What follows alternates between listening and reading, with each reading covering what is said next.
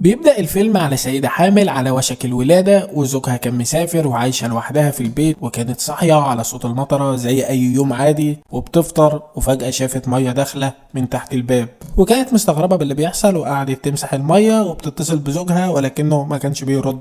ولما بتحس بتعب بتضطر تتصل بالإسعاف ولكن بيكون مشغول وحطها على الانتظار، وبنشوف منسوب المية ارتفع جدا في البيت وابتدى البيت يغرق، وفي الوقت ده بيجيلها وجع الولادة. فجأة الزجاج انكسر وبيدخل مية نتيجة فيضان قوي، بعد كده بتفقد الوعي ومش بتفوق غير وهي في المستشفى وبتكون ولدت، والمستشفى بتكون في حالة طوارئ والمية في كل مكان. وبيكون جوزها رجع من السفر ومعاها في المستشفى، وبيعرفوا ان المستشفى هتقفل في خلال 24 ساعة ولازم يشوفوا مكان تاني يقعدوا فيه. وبنشوفهم سموا ابنهم زيب، وبيكونوا خرجوا من المستشفى وكانت العواصف والجو غير مستقر. بيركبوا العربية بتاعتهم وبتكون الفوضى والزحام في كل مكان في الشوارع، وبنشوف العربية ماشية والمكان حواليهم أشبه بالمستنقعات، وكانوا رايحين لعائلة الأب اللي كانوا ساكنين في مدينة من المدن المرتفعة. ولكن بسبب النزوح الكبير من جانب المتضررين، فالعديد من البلدان والقرى دي اللي على الأراضي المرتفعة سكانها كانوا بيمنعوا دخول المواطنين الغريبة. وتم اتخاذ الإجراء ده بعد ما كل النوادي والمدارس اتملوا بالناس وبيكونوا وصلوا للمدينة والأمن كان واقف ومش عايز يدخلهم. فزوجها بيقول إن هو مولود ومتربي هنا ووالده موجود في المدينة، وهي بتقول للشرطي إن معاها طفل عنده يومين، والشرطي بيسمح لهم وفعلا بيقدروا يوصلوا لأسرة الأب.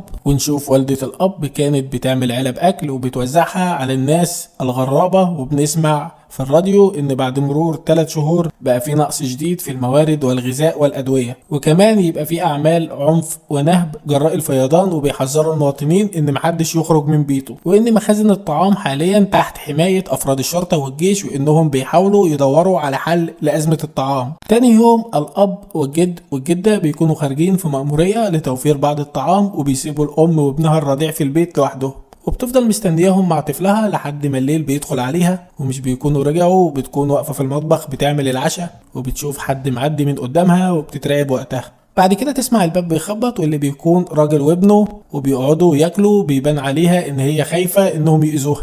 وبنشوفهم بعد ما بياكلوا الاب بياخد ابنه وبيسيب لها البيت وبيمشي. اليوم التاني بتسمع صوت عربية وبيكونوا اخيرا العائلة رجعت، لكن بنشوف والد الاب بيكون راجع في العربية وباين عليه الحزن، وبيكون زوجها بيبكي ووالده باين عليه الاعتداء، والام مش بتبقى موجودة من الاساس، وتحاول تكلم زوجها ولكنه بيكون في حالة صدمة شديدة. ونشوفها شايلة ابنها وماشية في المطرة رايحة لحماها، واللي بيكون واضع عليه الغضب والحزن، وبتقول له البطلة انه يدخل جوه من المطر، ولكنه بيقول لها هروح علشان اتمشى، وبيكون مش طبيعي. فبتروح تدي ابنها لزوجها علشان ترجع له تاني، ولكن في اللحظة دي بيسمعوا صوت عيار ناري وبيكون موت نفسه. بعد كام يوم زوجها يقول لها انه ما بقاش في طعام ولازم ان احنا نمشي من المكان، فبتقول له نروح ملجأ حكومي، فقال لها لا مش هنروح لاي ملجأ لانه هيكون زحمة جدا. وبياخدوا العربية ويروحوا لمكان الجيش بيوزع فيه طعام، وبيكون المكان زحمة جدا، والزوج خايف انه ينزل، ولكن الزوجة بتقول له ان الناس مش هيقربوا لنا علشان احنا معانا طفل رضيع. فبيقول لها انهم داسوا على رقبة امه وان الناس جعانة ومش فارق معاها الموت. وقتها بتقول له انه يفضل هو في العربية وان هي هتروح تجيب الاكل، فبيقول لها لا مش هينفع علشان انتي مصدر الطعام الوحيد للطفل، ويضطر ينزل هو. وبنشوف الناس بيكونوا ملزقين في بعض من كتر الزحمة، ونتفاجئ ان هي اللي نزلت مش الزوج. ونشوف المشهد اللي بعده بيكونوا نايمين في العربية وكان وشها كله جروح بسبب الزحمة بتاعة الطعام. وبيجي اليوم التاني وبنشوفها نازلة من العربية وبيكون زوجها في الخارج، وبيقول لها مش هينفع نربي ابننا في العربية، فبتقول له ان احنا مش بنربيه، احنا بنحاول النجاة بحياتنا. وبيقول لها ان احنا لازم نروح للملجأ. وبنشوف الملجأ بيكون واقف قدامه ناس كتير، وبيكون في جنود من الجيش، وواحد من الجنود دي بيقول للناس ان لسوء الحظ لا يوجد اماكن في الوقت الحالي ولا يمكننا قبول سوى الاطفال واحد الوالدين. وقتها زوجها بيطمنها وبيقول لها ان هو يرجع لهم تاني، وما بتبقاش موافقه وبتبقى عايزه تكون معاه، ولكنه بيقول لها ده لمصلحه الطفل لانه مش هيقدر يحميهم هي والطفل في الظروف الصعبه دي. وبعد ضغط شديد من زوجها بتنزل وبتروح الملجأ، ولما بتدخل بيعرفوها المكان اللي هتنام فيه، وبيقولوا لها ان مفيش اي ميه سخنه في المكان وانهم بيطفوا النور الساعه 9. وبنشوف الملجأ بيكون مليان بالاسر. اليوم التاني بتاخد ابنها وبتخرج لجنينه الملجأ، وبيكون في ناس خارج السور شكلهم غريب جدا. وقت الغدا بنشوفها بتتعرف على سيده معاها طفله وبتتصاحب عليها، وبتسيب ابنها للست دي وبتروح تلف حوالين السياج بتاع الملجأ، وكانت بتدور على زوجها ولكنها بتشوف حد كان بيبصلها بصة غريبة. بعد كده بنشوف بعض الاشخاص المسلحين وكانوا متوجهين لسياج الملجأ، والاسر بيسمعوا الصوت وبيصحوا، وبنسمع صوت طلق ناري. بنشوف النزلاء في الملجأ كانوا بيهربوا باولادهم، والمسلحين دخلوا واخدوا كل الطعام اللي داخل الملجأ، والبطلة بتاعتنا وصاحبتها بيركبوا في عربية ناس غريبة وبيهربوا. وبعد ما بيخرجوا من المكان بتطلب منهم انهم ينزلوهم على جنب، وفعلا بينزلوا وبيمشوا وبيروحوا لمنطقة سكنية ويبدأوا يدخلوا في المساكن يدوروا على أي طعام، ولكنهم مش بيلاقوا. وهم ماشيين بيلاقوا بيت وكان فيه شخص وبيقول لهم إنه معاه أكل، وفعلا بيأكلهم وبيكون وحيد ومتوجه للشاطئ، وبيباتوا معاه في البيت. وكان بيحكي للبطلة حكايته وإنه كان وقت الكارثة مع أسرته وبيعدوا جسر، والجسر بيتقطع وأسرته بتختفي.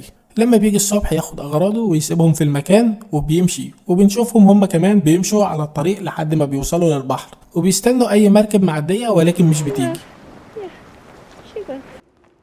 فبيضطروا يناموا في بيت قديم. بعد كده البطلة بتقوم من النوم تطلع على البحر وتشوف مركب وبتفضل تشاور لها وبتكون سعيدة جدا، ونشوفهم بيكونوا فعلا ركبوا على المركب اللي بتكون عليها سيدة وبتاخدهم لجزيرة. وبعد مدة وهم قاعدين في يوم بيسمعوا الراديو وبيقول ان الطقس ابتدى يكون طبيعي، وقريب جدا الدولة هتعيد بناء نفسها وهيرجعوا زي ما كانوا، وان المدن الاقل تأثيرا بالاحداث بدأت فعلا ان هي تستقبل السكان.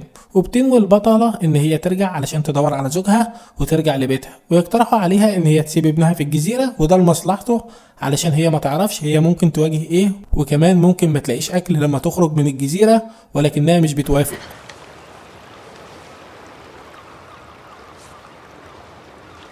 وفعلا بتركب القارب وبترجع على البر التاني علشان ترجع بيتها، وبتكون ماشية على رجليها مسافة طويلة جدا وشايلة ابنها ومفيش أي حد في المنطقة، وبيكون الأكل بدأ يخلص. بعد كده وهي ماشية بتشوف أرنب ميت، بتاخد الأرنب وبتطبخه، ونشوفها متعورة في رجليها، ومع ذلك بتتابع سيرها وتقابل وقتها سيدة وكان معاها عربية، فبتطلب منها إن هي تركب معاها العربية وتوصلها، وبتتفاجئ بان الست بترفض. بعد كده بيجي ابنها وبيحاول يهدي الست دي، فالبطلة بتاعتنا بتستغل الفرصة وبتتسحب وبتركب العربية وبتاخدها وتمشي،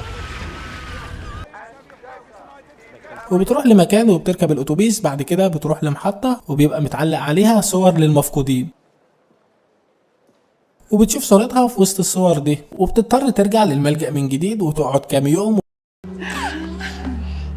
وبعدها بتاخد مركب علشان تكمل رحلتها، وبتكون ماشية في وسط الشوارع المليانة بالمية. واخيرا نشوفها قدرت توصل لبيتها بعد معاناة ورحلة كفاح. ولما دخلت البيت لقيته مدمر تماما، وبدأت ان هي تنظف فيه.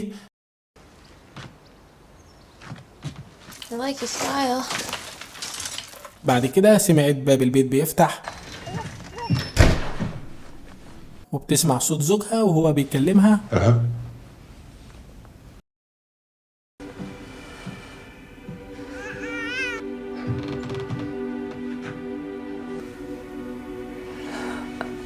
وكان وقتها المشهد مؤثر جدا، وبيكون زوجها كان لسه برضه راجع البيت وكان باين عليه الاجهاد الشديد، ولما بيشوف ابنه مش بيبقى مصدق نفسه، وابنه بيقوم وبيروح له، وبكده بيكونوا نجحوا انهم يتجمعوا من جديد بعد ما افترقوا. ويخلص فيلمنا على كده. لو عجبكم الفيلم ما تنسوش تشتركوا في القناة وتبصوا على الملخصات اللي فاتت وتتابعوا الملخصات الجاية. اشوفكم في ملخص جديد قريبا، الى اللقاء.